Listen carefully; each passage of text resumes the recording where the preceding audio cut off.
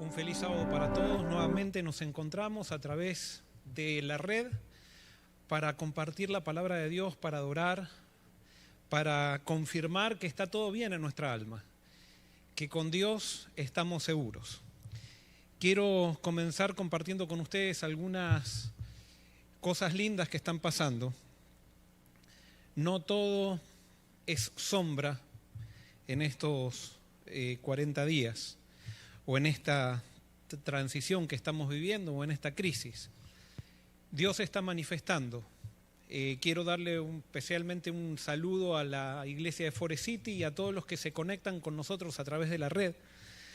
Pero cada célula de aquí de la iglesia está orando y están ocurriendo cosas muy lindas. Antes de que comenzáramos a orar, se habían enfermado 2 personas mayores de aquí de la iglesia y especialmente una hermana, Maribel, que tenía una condición asmática que la hacía, su situación la hacía más complicada. Estuvimos orando por ellos y sistemáticamente, y el sábado pasado, yo no voy a contar los detalles, pero ella estaba con fiebre, estaba con todos los síntomas, y mientras estaba durmiendo, ella tuvo como una revelación de Jesús que le decía que se levante. Se levantó, se bañó, le vino el apetito, se le fue la fiebre y hoy por hoy está diagnosticada sin coronavirus, o sea, Dios la sanó. El marido también que estaba enfermo también está sano, diagnosticado ya libre del coronavirus. Así que vemos que Dios se está moviendo. Hubo personas también que estuvieron en situaciones de riesgo, en contacto con personas que estaban quizás con el virus. Había una persona específicamente que estaba con los síntomas, oramos por esa persona, rogamos y clamamos al Señor y fue a hacerse el chequeo y le dio negativo, o sea que también está libre del coronavirus. Y esto va a parecer un poco risueño y se los cuento no porque lo leí en un libro, sino porque he sido testigo. Hubo una persona que nos llamó para poder orar por la familia donde ellas estaban y especialmente porque el perro estaba enfermo. Estas personas no son personas de la iglesia, pero estaban muy preocupados porque su perrito estaba enfermo y no lo podían recuperar, si podríamos decir así. Oramos por el perro y al otro día nos mandaron una foto del perro que se había sanado, no nuevamente, sino que se había sanado el perro también. Con esto no quiero decir que nuestras oraciones, lo que estoy diciendo es que Dios sigue siendo fiel y Dios cumple sus promesas. Y Él dijo que cuando nosotros oremos y nos humillemos, Él iba a contestar las oraciones. Y por eso tenemos que tener fe que Dios se está moviendo. Tenemos que con fe reclamar las promesas de Dios. Tenemos que con fe hablarle a las personas que están padeciendo, que están en crisis y llevarles una promesa de Dios y pedir que la promesa de Dios se cumpla. No van a ser nuestras oraciones las que van a sanar a las personas, no van a ser nuestra intervención la que va a sanar a las personas, sino que va a ser el poder de Dios. Y nosotros simplemente somos instrumentos que llevan el poder de Dios y la palabra de Dios a las personas que están en crisis. Por eso quiero motivarlos a que sigan y desafiarlos a que sigan levantando el teléfono, llamando a personas, reclamando las promesas de Dios para aquellos que están en este momento en una situación más vulnerable.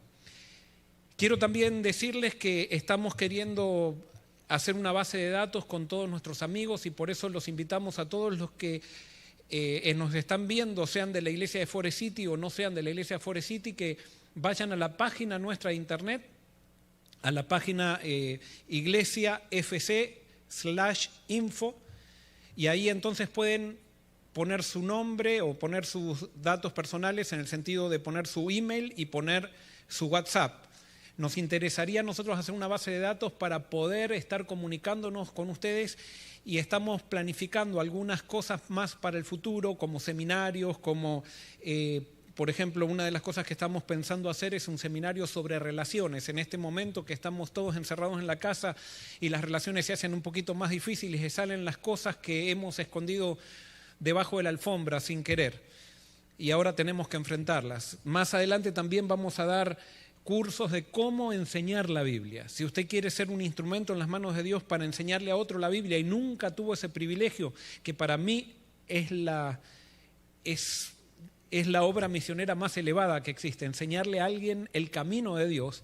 Más adelante vamos a hacer por internet seminarios acerca de cómo enseñar la Biblia. Pero bueno, ustedes vinieron y están conectados para escuchar la palabra de Dios y yo también vine hoy para predicar. Quiero decirles que cada sábado me siento cada vez más pequeño ante esta gran responsabilidad. Vengo muy motivado, muy ansioso por querer compartir la palabra de Dios, pero cuando me subo acá arriba siento que realmente soy demasiado pequeño para poder dar ese mensaje que Dios quiere darle a cada persona. Él va a aplicar el mensaje a tu necesidad. Vamos a orar. Querido Señor, te pido que me bendigas, me inspires para poder transmitir bien tu palabra, pero que yo no sea el que predique, sino que sea tu Santo Espíritu. Te pido, Señor, que nos movilices. Te pido que podamos ver la realidad de tu persona, que podamos verte moviéndote en esta crisis. Y por eso, Señor, te pedimos que ilumines nuestra mente para entender tu mensaje. En el nombre de Jesús te lo pedimos. Amén. Quiero comenzar con un versículo que para mí es uno de los versículos preferidos que están en la Biblia. Tengo varios versículos preferidos, unos 5, y este es uno de ellos, que para mí es crucial y que de alguna manera marca o pretende marcar parte de mi ministerio. Salmos 60, 12. Salmos 60, 12. Dice lo siguiente, en mi versión: con Dios haremos proezas y Él aplastará a nuestros enemigos.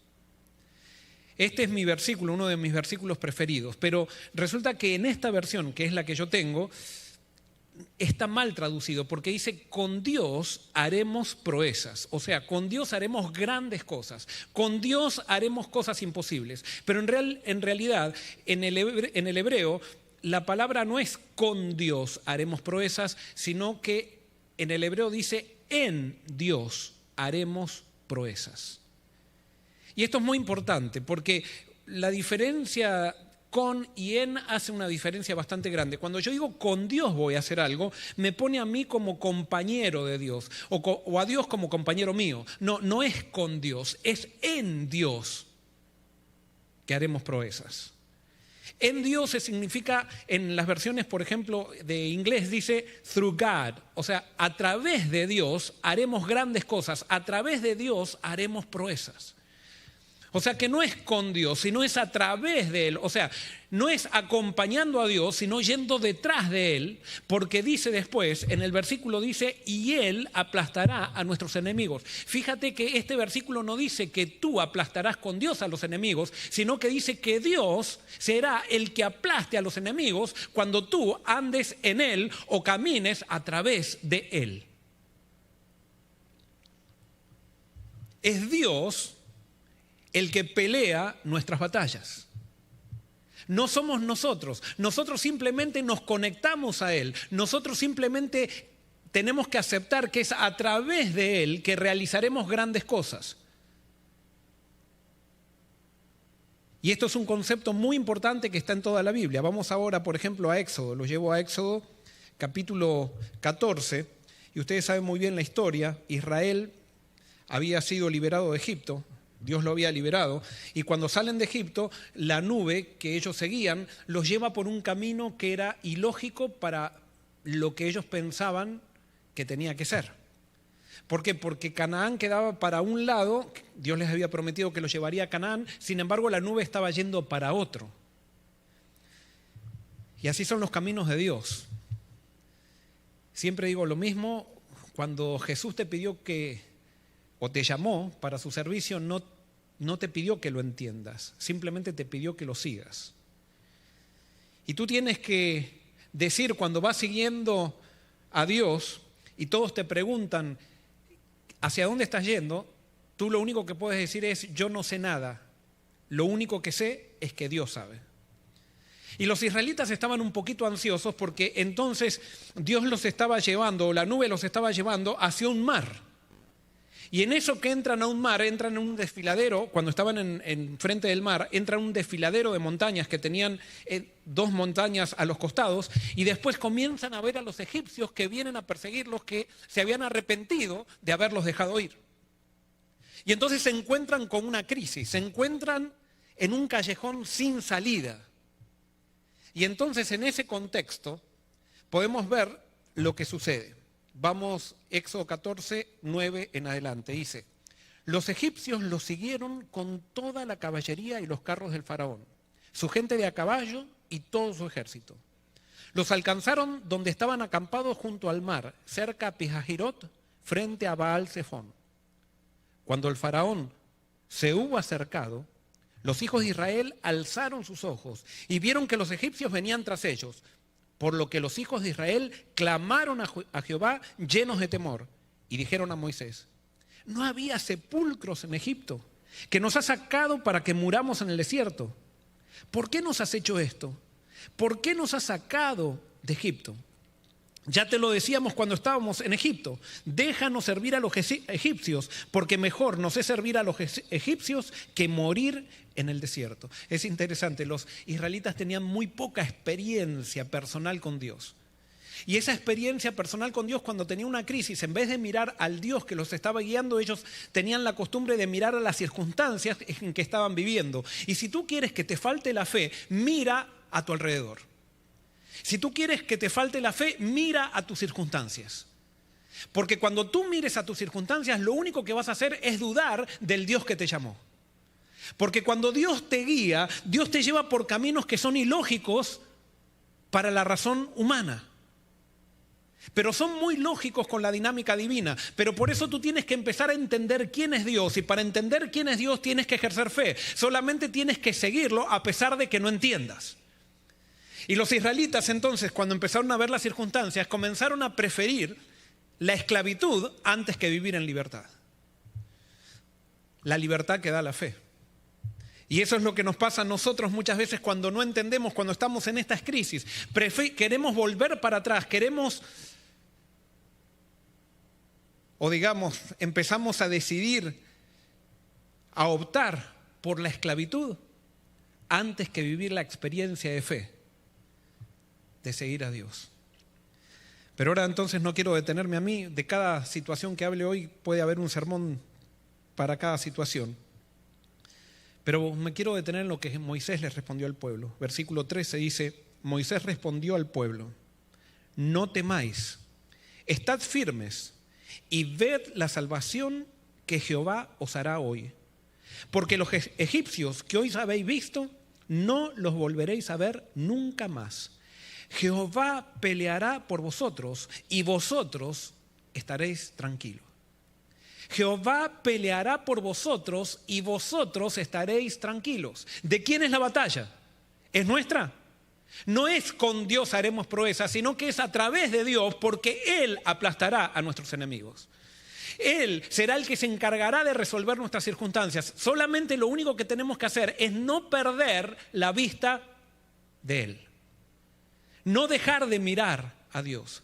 No dejar de contemplar sus atributos, no dejar de contemplar su poder, no olvidar cómo Dios nos guió en el pasado para que no temamos nada acerca del futuro.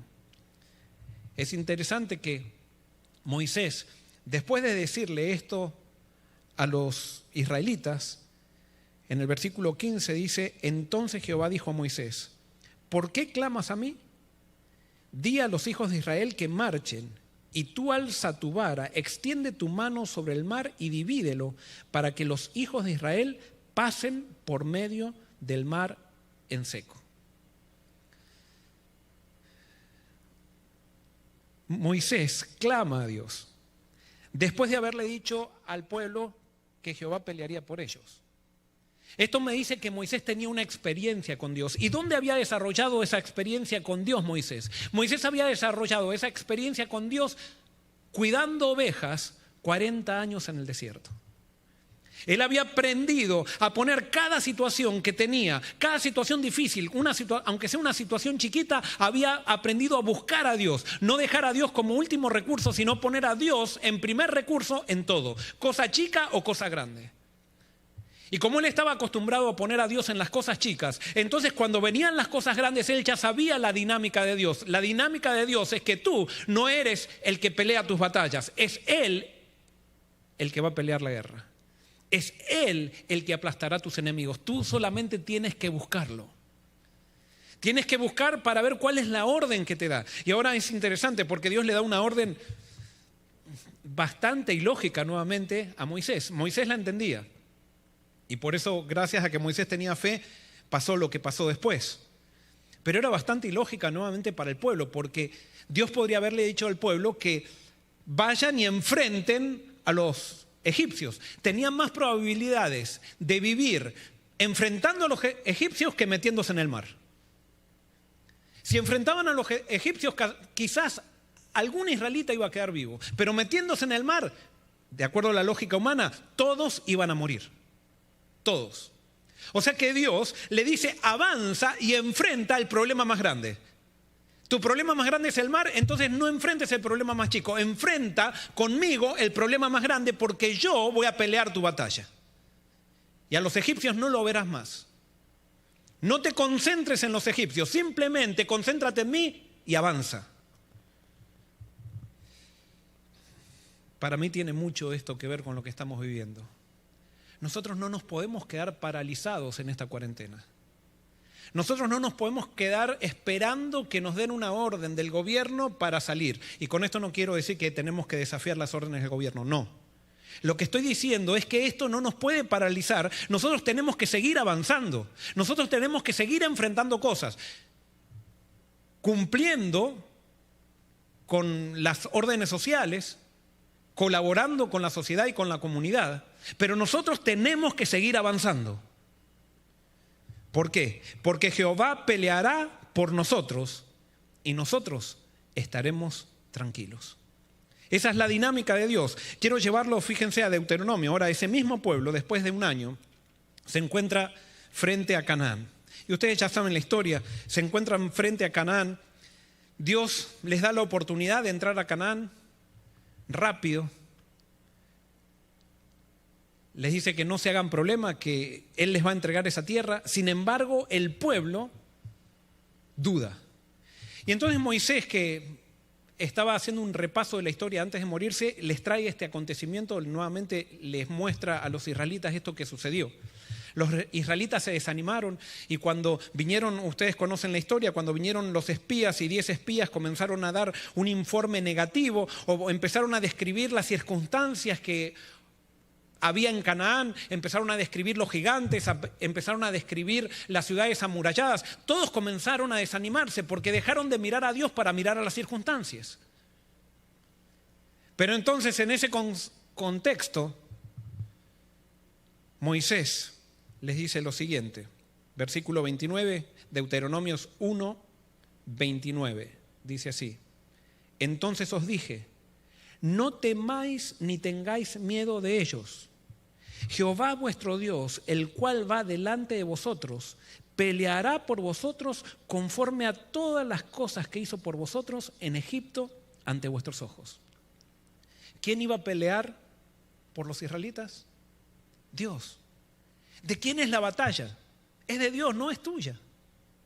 Tú simplemente tienes que seguirlo, tú simplemente tienes que avanzar. Dios le decía, avancen, entren a Canaán, deja de mirar a las circunstancias, deja de mirar a los impedimentos, deja de mirar a los gigantes, deja de mirar a las ciudades fortificadas. Si estás con Dios, tienes la batalla asegurada. Y vuelvo a repetir, el problema es cuando nosotros comenzamos a mirar las circunstancias o empezamos a pensar que nosotros somos los que tenemos que vencer la batalla. O que tenemos que pelearla. Nosotros lo único que tenemos que hacer es avanzar. Fíjense en Deuteronomio 20. Dios les dice a los israelitas, una vez que están en Canaán, les dice cuál era la estrategia que los líderes tenían que seguir cuando iban a entrar en una batalla. Y Dios le dice a Israel que los líderes o los generales ante una batalla tenían que encontrarse con el pueblo, con el ejército y decirles, Deuteronomio 23, dice así. Si quieren vamos a leer desde el versículo 1, desde el versículo 1 al 4, dice así.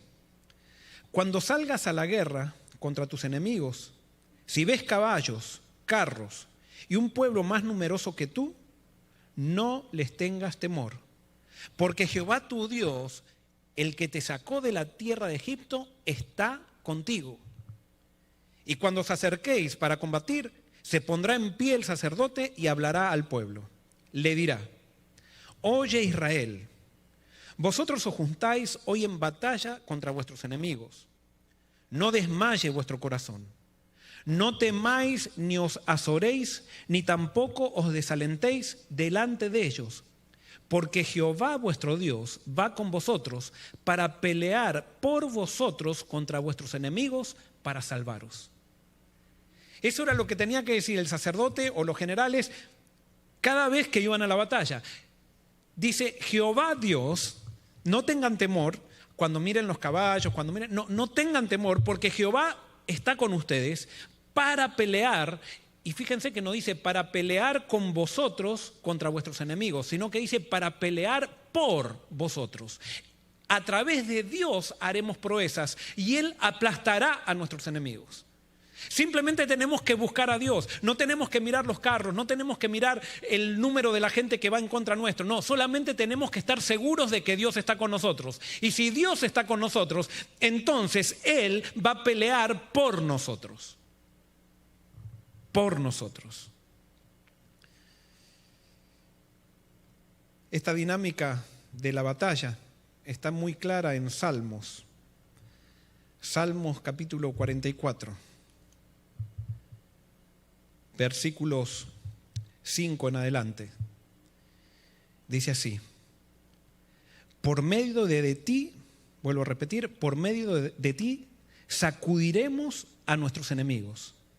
En tu nombre hollaremos a nuestros adversarios. Porque no confiaré en mi arco, ni mi espada me salvará. Pues tú nos has guardado de nuestros enemigos, has avergonzado a los que nos aborrecían. En Dios nos gloriaremos todo el tiempo y por siempre alabaremos tu nombre.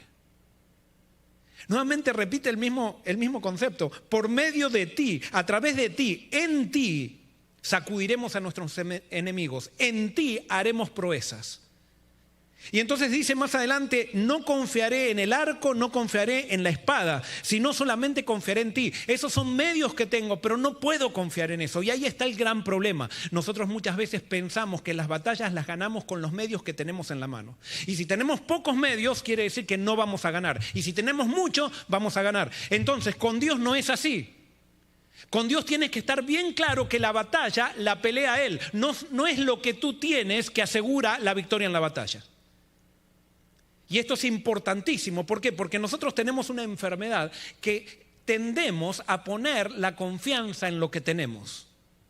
No en con quién vamos o quién está con nosotros, sino en lo que tenemos. Y si tenemos poco, no podemos. Y si tenemos mucho, entonces sí podemos. Y es un engaño, porque tenga poco o tenga mucho, si Dios no está conmigo, voy a perder. Puedo ganar quizás con los medios que tenga una batalla humana, con mis fuerzas humanas, pero simplemente voy a ganar una batalla, pero no voy a ganar la guerra. Dios quiere que entendamos que no es con ejército ni con fuerza, sino con mi espíritu. Y muchas veces tenemos que pasar por crisis en la vida, donde Dios tiene que permitir que las espadas se caigan, que nos quedemos sin armas, que nos quedemos sin aquellas cosas en las cuales hemos puesto nuestra confianza, para que su nombre entonces sea glorificado y para que podamos entender que de Él son las batallas. Sin embargo, Él no nos va a forzar para la fe. Nosotros tenemos que creer. Nosotros tenemos que creer que es a través de Dios que ganamos las batallas. En Dios haremos proezas y Él aplastará a nuestros enemigos. Nuestra debilidad con Dios se transforma en nuestra mayor fortaleza. Hasta que no entendamos eso, no vamos a poder ganar la guerra espiritual que tenemos. La gran controversia no se va a ganar con muchos diezmos, con templos llenos, con hospitales, con universidades, con estadísticas crecientes. No, no se gana la guerra así. La guerra se va a ganar si estamos con Dios, si buscamos a Dios. Y muchas veces Dios va a tener que permitir que todas esas cosas se vengan abajo para que entendamos que Él es el que lucha nuestras batallas. Es Él el que va a aplastar a nuestros enemigos, no somos nosotros. Y lo mismo va a pasar con esta crisis que estamos viviendo. No va a ser la vacuna, no va a ser la reforma pro salud, no va a ser ninguna de esas cosas, va a ser Dios. En Dios vas a vencer esto. A través de Él. Pero nosotros no nos podemos quedar esperando que pase la cuarentena. No, tenemos que buscar a Dios, buscar al Dios que gana las batallas, buscar al Dios que pelea por nosotros, buscar a ese Dios que a través de la victoria quiere darnos tranquilidad. Y por eso esta crisis que estamos viviendo como pueblo de Dios es la mayor oportunidad, por lo menos que yo veo, que alguna vez tuvimos. Y no podemos dejar de aprovechar esa oportunidad. Ahora, ¿cómo es la dinámica de la victoria de Dios? Y esto es algo para mí muy interesante, espero poder explicarlo bien.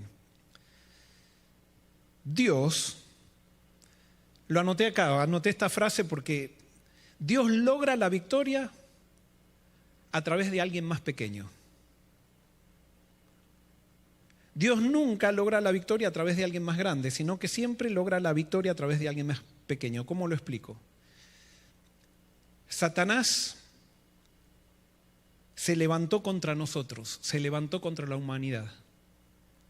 Y Dios, para vencer a Satanás, se hizo más chico que Satanás para poder vencerlo. Ese es Dios. Impresionante. Dios no vence a Satanás con su poder de hacer tronar el monte Sinaí, con el hecho de tirar rayos del cielo. No, Dios vence a Satanás naciendo en un pesebre. Para vencer Dios sus batallas, se transforma en un ser más pequeño que aquel al cual tiene que vencer. Dios nunca se va a aprovechar de su potencia para vencer a alguien. Lo va a vencer a través siempre de un ser más pequeño.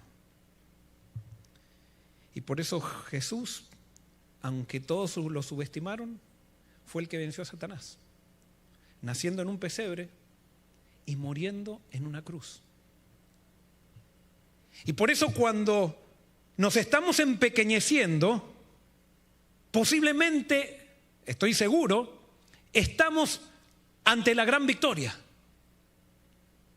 Porque Dios no puede vencer a través de alguien que se hace grande, sino que Dios tiene que vencer a través de alguien que se hace pequeño. Dios vence con la pequeñez, no vence con el orgullo, Él vence con la sencillez.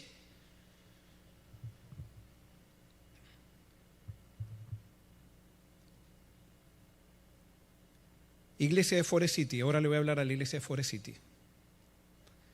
Estoy seguro que nunca la iglesia de Forest City ha sido tan grande y tan poderosa como lo está haciendo hoy. ¿Por qué? Simplemente porque no hay un mérito en la iglesia de Forest City, no hay un mérito en nosotros. Pero la iglesia de Forest City creyó que a través de Dios vamos a vencer esta batalla. Y la iglesia de Forest City está orando, tenemos una cadena de oración, no solamente la iglesia de Forest City, sino los que están en otros países también están orando, se han unido a nosotros. ¿Por qué? Porque sabemos que esto es grande.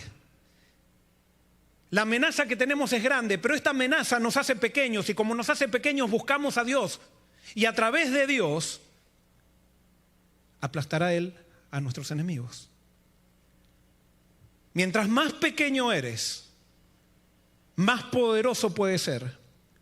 Nunca serás tan fuerte como una circunstancia, como cuando una circunstancia te lleve a caer de rodillas. Nunca serás tan fuerte. Y tenemos que entender de una vez por todas que esta batalla espiritual, si queremos que Cristo venga, va a empezar todo de rodillas. No va a empezar con informes, no va a empezar con campañas evangélicas que hagamos, no va a pensar con este método, con el otro método, a ver quién llena más iglesias. No, va a empezar de rodillas. Cuando reconozcamos nuestra debilidad, cuando reconozcamos que no podemos, cuando reconozcamos que solamente a través de Dios vamos a vencer. En Dios haremos proezas y Él aplastará a nuestros enemigos. Y por eso, iglesia de Forest City, nunca hemos sido más fuertes que ahora. Y no bajemos los brazos. Y quiero decirle a los que nos miran, porque a veces los que nos miran ven esta iglesia tan grande y dicen, y voy a ser ahora bastante vulnerable. Quiero decirle a los que no conocen, nosotros casi no podemos pagar los gastos que tiene esta iglesia por mes. No, casi no lo podemos pagar. Tenemos problemas que arreglar techos, no tenemos plata. Pero esta iglesia ha creído algo. Y hemos entendido, nos hemos puesto de acuerdo y hemos entendido que no va a ser el edificio lo que determine la grandeza de nuestra misión. No va a ser la cantidad de diezmos y ofrendas que entren, sino que va a ser solamente nuestra dependencia de Dios. Y lo estamos viendo. Lo estamos viendo. Nunca seremos tan fuertes como ahora. Y si tiene que terminar esta cuarentena, ojalá que el desafío que Dios nos presente sea tan grande que nos haga chicos. Y si el desafío que Dios nos presenta es tan grande que nos hace chicos y lo buscamos a Él, estamos nuevamente frente a otra victoria.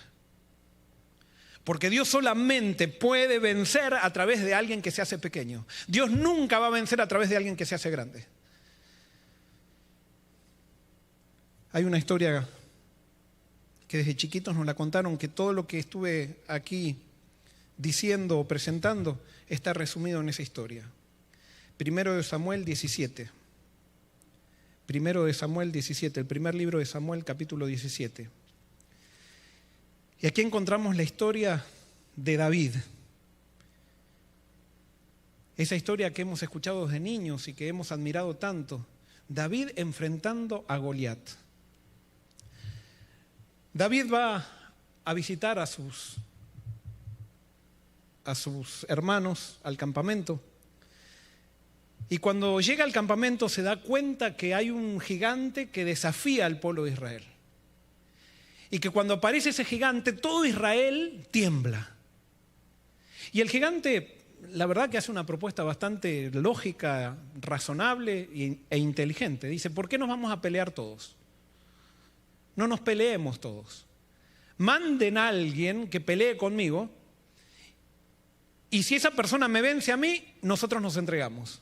Y si yo venzo a esa persona, ustedes se entregan. Listo. ¿Para qué vamos a sacrificar tantas vidas? Solamente uno a uno, por supuesto.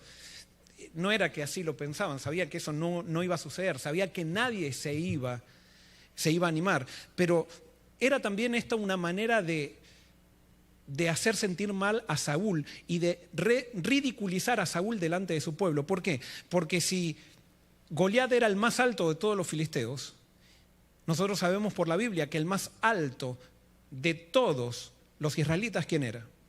Era Saúl. Y justamente los israelitas lo habían elegido porque era alto, porque todos le llegaban al hombro. Era el rey que ellos querían, porque era un rey que se mostraba grande. Pero resulta que este rey grande ahora se ha dado cuenta que Goliat era más grande que él. Y él hubiera peleado con alguien de su tamaño, pero no con Goliat. Y allí estaban, y toda la gente decía, Saúl tendría que ir, pero sí, claro, Goliat es mucho más grande. Entonces, todos estaban acobardados. Y el que estaba acobardado también era Saúl.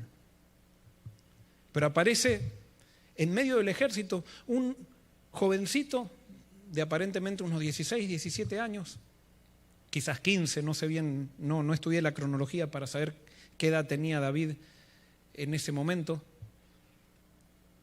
Pero un pastorcito viene a traerle comida a sus hermanos. Dios está obrando, porque cuando Dios va a ganar una batalla, la gana a través de alguien que es pequeño, de alguien que es más pequeño. Israel, como estaba acostumbrado a depender de la espada, a depender de las estadísticas, a depender de los caballos, no se daba cuenta de que Dios estaba obrando. Porque cuando estamos acostumbrados a los números, cuando estamos acostumbrados a las estrategias, estamos tan enfocados en lograr esas estrategias que no nos damos cuenta que quizás Dios está logrando ya o está tramando la victoria y nosotros no nos damos cuenta. Y eso le pasó a Saúl.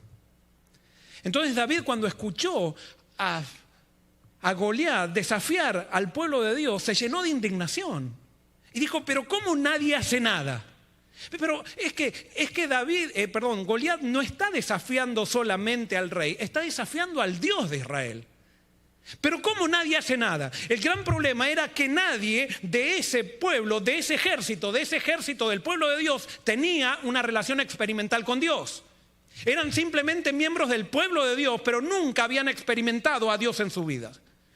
¿Y por qué nunca habían experimentado a Dios en su vida? Porque siempre habían dependido de lo grande y siempre habían logrado cosas con lo que tenían. Siempre habían podido ser poderosos gracias a las armaduras. Siempre habían podido hacer las cosas porque tenían un rey alto.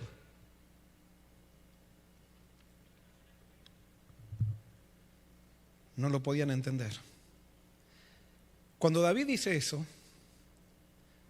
en otras circunstancias los hermanos lo quisieron minimizar a David, los hermanos mayores, pero en otras circunstancias todos quizás lo hubieran perseguido a David, pero como estaban todos con miedo, se empezó a correr la voz de que este muchachito, un pastorcito, estaba diciendo: ¿cómo nadie hace nada? Y lo llevaron a Saúl. Y entonces, primero de Samuel, capítulo 17, versículos 30 en adelante, dice: y apartándose de él, ahora está describiendo a David, dice: se dirigió a otros y les preguntó de igual manera. Y el pueblo le dio la misma respuesta de antes. O sea, en el sentido decía: ¿por qué nadie hace nada? Fueron oídas las palabras que había dicho David y se la contaron a Saúl, que lo hizo venir. Claro, Saúl dijo: acá hay alguien. A Saúl evidentemente no le dijeron que era un pastorcito que estaba diciendo esto. Entonces él se esperaba que era un soldado, un gigante. Y resulta que entonces dice: mándelo a llamar. A ver, ¿quién se anima a enfrentar a Goliat? Versículo 32. Dijo David a Saúl: que nadie se desanime a causa de ese. Tu siervo irá y peleará contra este filisteo. Imagínense, Saúl, alto, con todas las armaduras y eso, que venga un pastorcito y diga: que nadie se desanime porque yo voy a ir a pelear. Saúl debe haber dicho: ¿y este qué le pasa? ¿Qué le pasa a este? Pobre, qué iluso. Y entonces, versículo 33 dice así: dijo Saúl a David: tú no podrás ir contra aquel filisteo y pelear con él, porque eres un muchacho, mientras que él es un hombre de guerra desde su juventud. Y tenía razón Saúl, hablando humanamente. David no era un profesional de la guerra. Y Goliat sí era un profesional de la guerra. Era un hombre experimentado. David no era un profesional. Pero ¿sabes qué? Dios, para ganar las batallas, no necesita profesionales. Necesita gente dispuesta. Necesita gente pequeña que dependa de él. Y ese es el gran problema, hermanos, que muchas veces tenemos, incluso en la iglesia. La iglesia se ha profesionalizado y parece que ganamos las batallas si hacemos esto con este método, si hacemos lo otro con aquel método, si tenemos los suficientes fondos de evangelismo para pagar la campaña. Y no, las batallas no se ganan con profesionalidad. Dios no necesita líderes profesionales. Él necesita líderes que dependan de él. Y lastimosamente muchas veces la vocación pastoral se ha transformado en una profesión. Y muchas veces escuchamos que a los pastores se le dicen son buenos profesionales. Cuando tú eres un buen profesional, perdiste tu vocación. No es una profesión, es una vocación el pastorado. Y cuando estoy hablando del pastorado, estoy hablando del sacerdocio de todos los creyentes. Es necesario que empecemos a entender que no es con ejército ni con fuerza, sino con mi espíritu. Saúl le dijo, tú no podrás, no eres. Quizás tienes errores de ortografía cuando escribes. Quizás no hablas como habla Goliat. No tienes la lanza que él tiene. Pero David tenía algo que lo hacía avanzar. David tenía a Dios en su corazón. Y tenía una experiencia con Dios que había sido probada en las cosas pequeñas. Y fíjense, David ahora da un testimonio, es lo único que puede hacer. Versículo 34 dice, y David respondió a Saúl, tu siervo era pastor de las ovejas de su padre. Cuando venía un león o un oso y se llevaba algún cordero de la manada, salía yo tras él, lo hería y se lo arrancaba de la boca. Y si se revolvía contra mí, le echaba mano a la quijada, lo hería y lo mataba. Ya fuera león o fuera oso, tu siervo lo mataba. Y este filisteo incircunciso será como uno de ellos, porque ha provocado al ejército del Dios viviente. Ahora puede ser que alguien pueda decir, ve, David está hablando de su experiencia y claro, como él había matado leones. No, pero David no está hablando de él. Fíjate cómo dice el versículo 37. Jehová, añadió David, que me ha librado de las garras del león y de las garras del oso, él también me librará de la mano de este filisteo. David sabía que era Jehová, porque en Dios haremos proezas. A través de Dios Él aplastará a nuestros enemigos. Y entonces David había aprendido algo, así como lo había aprendido Moisés en el desierto. Ante una situación difícil, ante una situación que lo hacía sentir pequeño, él buscaba al Dios Todopoderoso. Y a través del Dios Todopoderoso hacía proezas. Lean los salmos de David. Y díganme si no encuentran una persona, ¿cómo puedo decir?, cobarde muchas veces. Lean los salmos y van a ver que él está temeroso siempre, temeroso del enemigo. Pero cuando él termina siempre el salmo poniendo la vista en Dios, viene la fuerza, esa fuerza que viene de la fe, esa fuerza que viene de dejar de mirar las circunstancias para ver a quién estoy siguiendo a través de las circunstancias. Y entonces terminan siempre los salmos con una nota de victoria, porque es a través de Dios que ganamos las batallas. Y cuando nosotros entendemos que somos pequeños y es a través de Dios, Dios se hace grande en nosotros.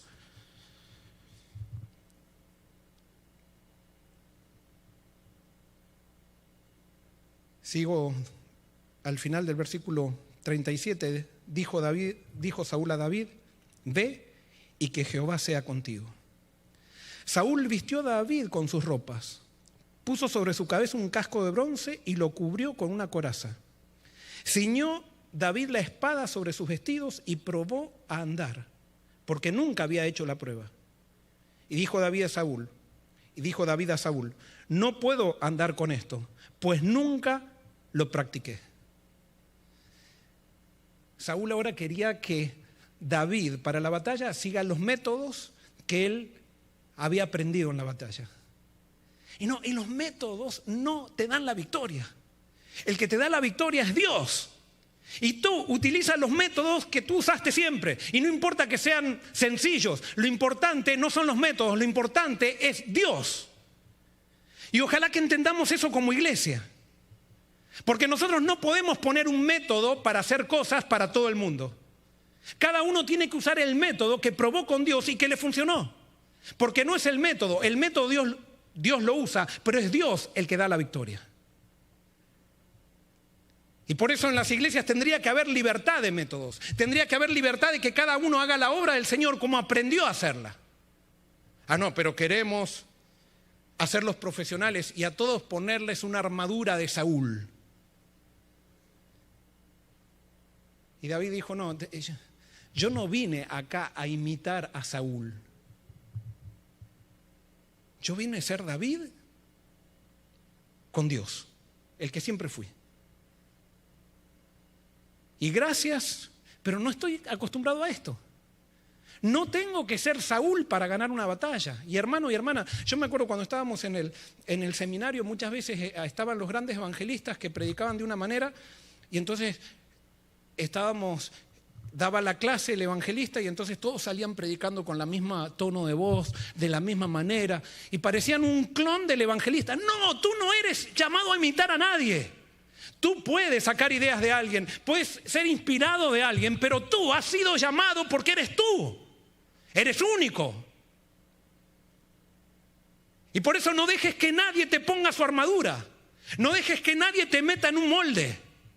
Es Dios, no es la armadura.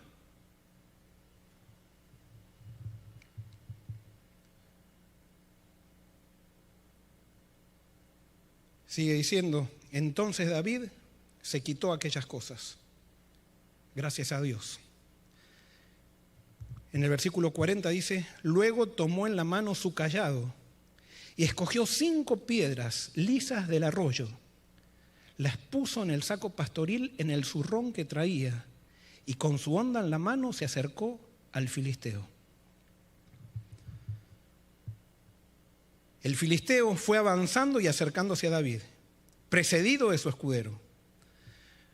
Versículo 42, cuando el filisteo miró y vio a David, no lo tomó en serio, porque era apenas un muchacho rubio y de hermoso parecer. Goliat no entendía la estrategia de Dios. Goliat no entendía que cuando se enfrentara a un guerrero pequeño, estaba en el borde de su caída.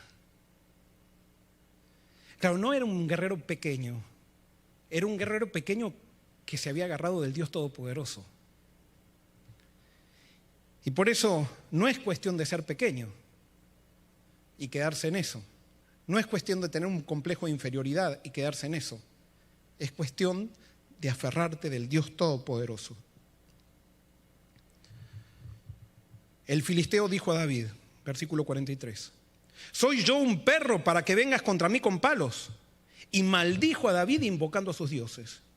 Dijo luego el filisteo a David, ven hacia mí y daré tu carne a las aves del cielo y a las bestias del campo. Entonces dijo David al filisteo, tú vienes contra mí con espada, lanza y jabalina, pero yo voy contra ti en el nombre de Jehová de los ejércitos. Fíjense que David no usó ninguna estrategia para decir cómo iba. No le dijo, yo voy a ti con una honda que tira lejos porque tengo puntería. No, él dijo, yo voy en el nombre de Jehová. Porque David había entendido que es en Dios que hacemos proezas. Es Dios quien pelea nuestras batallas. No somos nosotros. Nosotros simplemente usamos el método que aprendimos, que tenemos a mano. Y es Dios el que bendice eso si es que yo dependo de Él.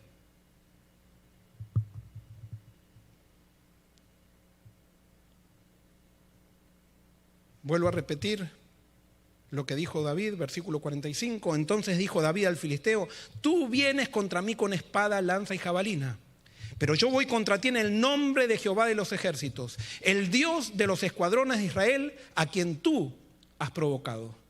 Jehová te entregará hoy en mis manos. Yo te venceré y te cortaré la cabeza. Y hoy mismo entregaré tu cuerpo a los cuerpos de los filisteos, a las aves del cielo y a las bestias de la tierra. Y sabrá toda la tierra que hay Dios en Israel. Y toda esta congregación sabrá que Jehová no salva con espada ni con lanza, porque de Jehová es la batalla y Él os entregará en nuestras manos. Gloria a Dios. Gloria a Dios. Ahora, David lo desafía a Goliat y le dice, yo estoy seguro porque estoy con Dios. No es por mi puntería, estoy con Dios. Y hoy Dios te entregará y te cortaré la cabeza. ¿Por qué le cortó la cabeza? Yo no creo que Dios se puso contento cuando le dijo eso David a Goliat. Es más, no creo que era el plan de Dios que David le corte la cabeza. El problema era que todavía Jesús no había venido. Y David hacía, de la misma manera, Dios entendía que David todavía no entendía todo. Entonces, Dios respetaba la libertad que tenía David y el crecimiento de David y sabía que así se manejaban las cosas en esa época y entonces permitía eso, pero no era el plan de Dios que le corte la cabeza. ¿Por qué? Porque hay muchos que pueden decir, ve, David cortó la cabeza del enemigo, yo le voy a cortar la cabeza también. Si es que no hubiera leyes ahora, no le cortamos la cabeza, pero le cortamos la cabeza con nuestra lengua, al enemigo le cortamos la cabeza. No, eso era parte de la inmadurez de David. Y no vamos a estudiar eso, para eso vamos a tener un trimestre para estar estudiando ahora sobre cómo interpretar la Biblia. Pero ustedes conocen la historia. ¿Qué pasó con Goliat? Goliat perdió. Perdió no en las manos de David, o no una batalla con David. Goliat perdió una batalla con Dios. A David se lo veía, pero era Dios el que luchaba. Hermanos y hermanas, nosotros estamos en medio de una batalla que nos amenaza. Pero esta batalla no es nuestra batalla, es la batalla de Dios. Dios simplemente quiere que confiemos en Él y que nos hagamos pequeños. ¿Cómo nos hacemos pequeños? La evidencia de que nos hacemos pequeños es la oración. No ora aquel que se siente grande. No ora aquel que confía en su espada. No ora aquel que se siente que es superior a otra persona. Solamente ora el pequeño.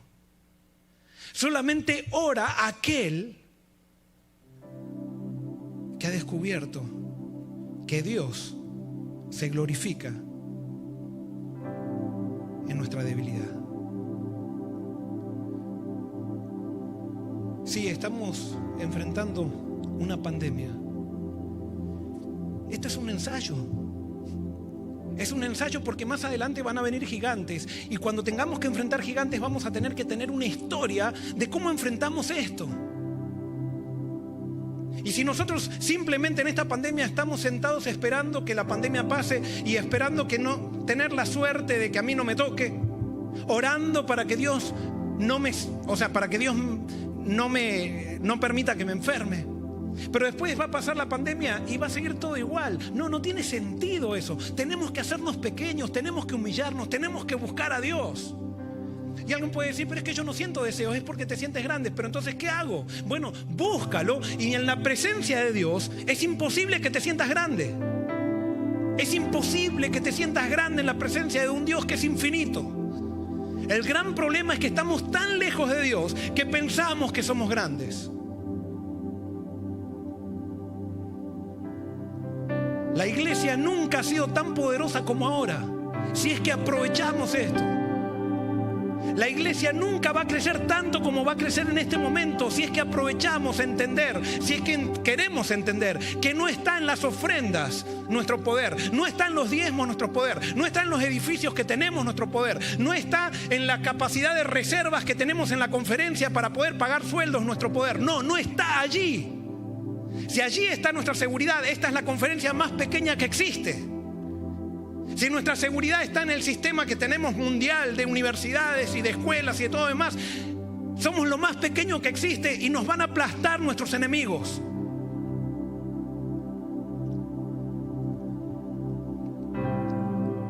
Pero si esta crisis nos lleva a aferrarnos del Dios Todopoderoso, esta crisis está mostrando que estamos muy cerca de la victoria. Porque Dios siempre gana a través de un ser pequeño. Y la Biblia dice que al final va a haber un pueblo pequeño. Un pueblo que no le va a interesar si son los más. Sí le va a interesar predicar a todos para que la mayoría se salve. Pero un pueblo que camina con el Cordero. Un pueblo que es sencillo. Un pueblo que es humilde. Que entendió que no está en el ejército ni la fuerza el poder, sino que está en el Espíritu. Y ese Espíritu lo busca con humillación, pidiendo perdón, conversión. Y entonces avanza. Quiero terminar diciéndote, hermano y hermana, no nos quedemos sentados esperando.